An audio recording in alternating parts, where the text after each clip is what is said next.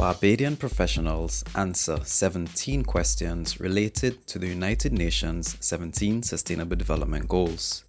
These case studies reinforce the notion that sustainable buildings represent a viable and increasingly attractive alternative to conventional buildings. The sustainable construction sector needs all participants to be focused on how their work contributes to its sustainable growth and development. These stories should inspire us all to build better.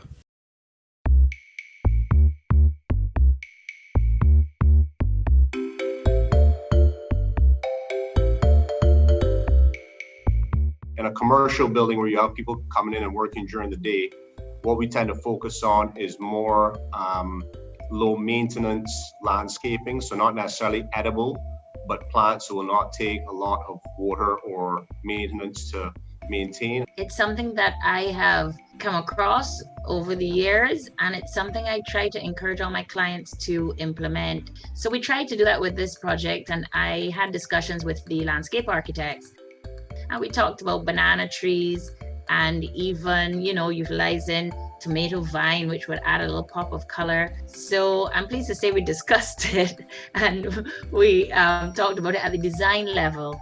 I love my architecture to interact with the natural environment. So even if it's a commercial building, I still think there should be some level of landscape that works into the design. On the residential side, we're doing a master plan 21 villa development right now. We're actually planning a food forest in the center of that. So in that case, we're very much making edible landscaping a feature of the development, because we think in the right application, it could be actually a selling point as well as looking nice and providing food.